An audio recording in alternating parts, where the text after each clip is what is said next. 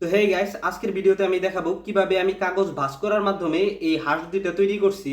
এটাকে বলা হয় অরিগেমি শিল্প। আর অরিগেমি শিল্প মানে কাগজ রে কাটা বা দাগ দিও ছাড়া কিভাবে কাগজ ভাঁজ করে বিভিন্ন জিনিস যেমন ফুল, পাখি, হাবিজাবি তৈরি করা হয়।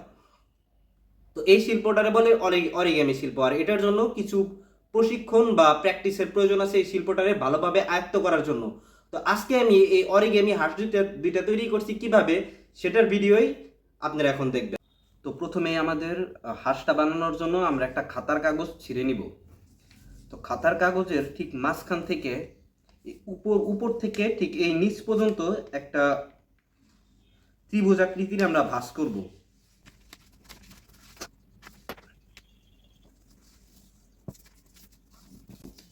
এখন এই যে যে ভাঁজটা করলাম, এই নিচের এই পাশটুকুন এই আহ, ত্রিভুজাকৃতির এই একটা ভাঁজ তৈরি হলো। এই নিচের এই পাশটুকুন এটা হলো বাড়তি কাগজ। এই বাড়তি কাগজটুকুন আমরা স্কেল দিয়ে সুন্দর মতন ছিঁড়ে ফেলাই দিব। এটুকুন আমাদের লাগবে না।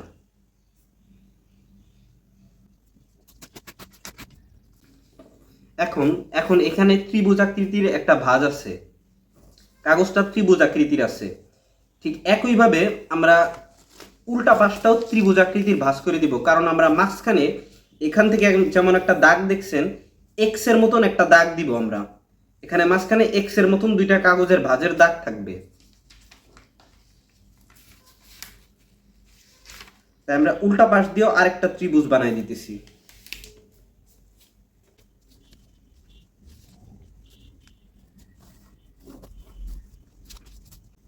তো আমাদের মাঝখানে এক্স এর মতন এই দাগটা তৈরি হয়ে গেছে।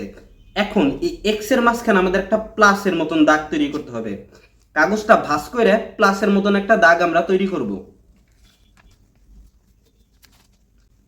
অরিগেমিতে সবসময়, অরিগেমি আর্টে সবসময় খেয়াল রাখতে হবে কাগজ যাতে সুন্দর মতন সঠিকভাবে আহ, ঠিক জায়গা মতন সুন্দরভাবে ভাঁজ করা হয়। সুন্দর মতন ভাঁজ না করলে আপনার অরিগেমির শেপটা খারাপ হবে এবং অরিগেমিটা দেখতেও খারাপ হবে। শেপটা অরিগেমির নষ্ট হয়ে যাবে। তাই সুন্দর মতন কাগজের সাথে এই কাগজের মাথার সাথে কাগজের এই মাথা মিলায়ে সুন্দর মতন ভাঁজ করতে হবে। আপনার যদি হাত দিয়ে ভাঁজ করতে অসুবিধাও হয়, আপনি ঠিক একটা স্কেল নিয়ে এইভাবে চাপ দিয়ে সুন্দর মতন ভাঁজ করে দিতে পারেন, যেমনটা আমি করলাম। এবং উল্টা পাশে আরেকটা এইভাবে ভাঁজ করে দিব,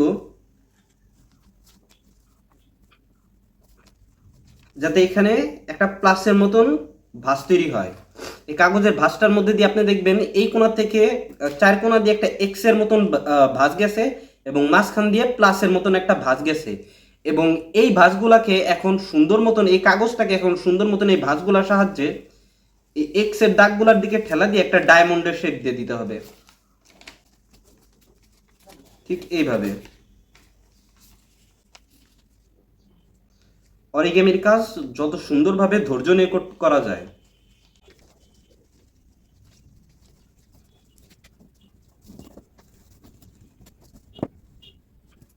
তো আপনার হয়ে গেছে এখানে ডায়মন্ডের মতন, কাগজটা ডায়মন্ডের মতন শেপে চলে আসছে। এখন এই ডায়মন্ডের মতন শেপের থেকে এই পিছনের পাশে দেখবেন যেখান থেকে কাগজের ভাঁজগুলা খোলা, এবং পিছনের একটা পাশে কাগজের ভাঁজ খোলা নেই, এখান থেকে কাগজটা ভাঁজ করা। এই কাগজের যে ভাঁজগুলা খোলা, এখন এই পিছনের পাশ থেকে এইখান থেকে এই ডায়মন্ডের দেখবেন মাঝখানে একটা দাগ গেছে। ভাঁজের কারণে মাঝখান দিয়ে একটা দাগ গেছে। এই খোলা পাশ থেকে এই মাঝখানের ভাঁজের দাগ পর্যন্ত এইভাবে কাগজটাকে আবার ভাঁজ করতে হবে।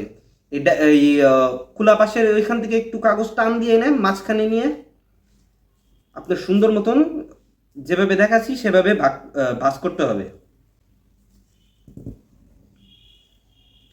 এবং এরকম ভাঁজটা এই পাশের সাইডেও এবং পিছনের সাইডেও আমার করতে হবে।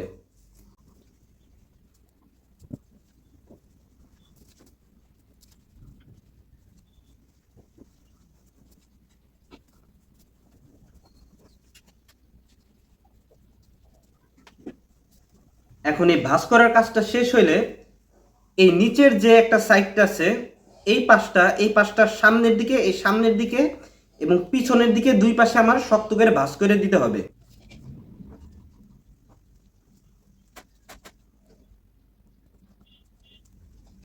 এখন যে ভাঁজটা করলাম এটারে আবার সেই ডায়মন্ডের শেপে আমার ফেরাই নিয়ে আসতে হবে।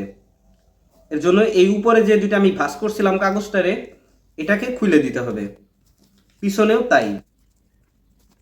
এখন এই ডায়মন্ড শেপের এই উপরের পাশে যেখানে ভাঁজটা খোলা ছিল, এই খোলা পাশ থেকে একটা পেজ ধরে, এই খোলা পাশ থেকে উপরের এই পেজটা ধরে সুন্দর মতন পিছনের দিকে আমাদের টাইনে আনতে হবে।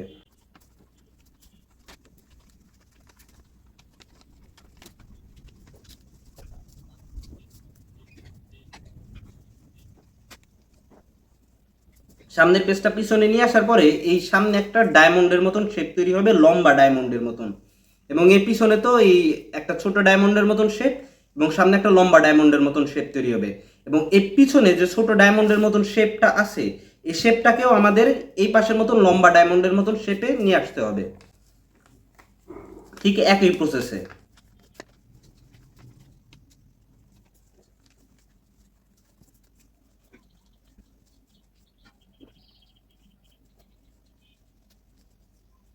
এখন দেখেন কাগজের দুই পাশে কিন্তু সুন্দর মতন, এই পুরা কাগজটাই কিন্তু সুন্দর মতন লম্বা একটা ডায়মন্ডের শেপে চলে আসছে।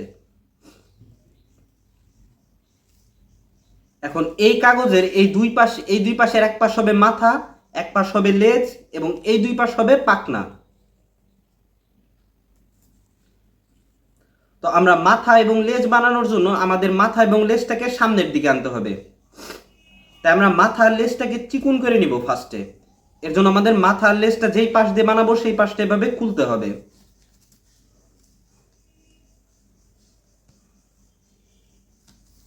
আপনি কাজ, এই অরিগ্যামির কাজ যতটা ধৈর্যের সাথে এবং সাবধানভাবে করবেন, আপনার অরিগ্যামি আর্ট দেখতে ততটাই সুন্দর হবে।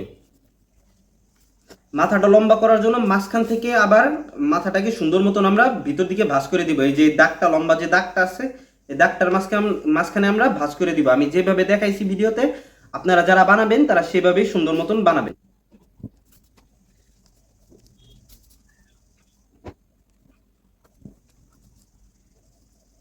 এই পাশটাকে আমরা হয়তো মাথা অথবা লেজ বানাবো, এবং এই পাশটাকেও আমরা মাথা অথবা লেজ বানাবো, তাই এই পাশটাকেও আমার এই সামনের পাশের মতন এরকম চিকুন করে ভাঁজ করে দিতে হবে।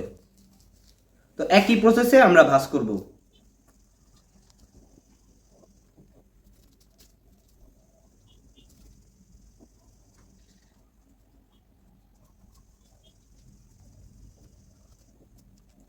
তো এই মাথা এবং লেজের পাশটা আমার চিকন হয়ে গেছে। এখন এই মাথা আর এই লেজের পাশটা, এই মাথা আর এই লেজের পাশটাকে আমরা এই পাকনার সাইডে নিয়ে আসবো। এজন্য আমরা এটাকে সামনের দিকে ভাঁজ করে দিব।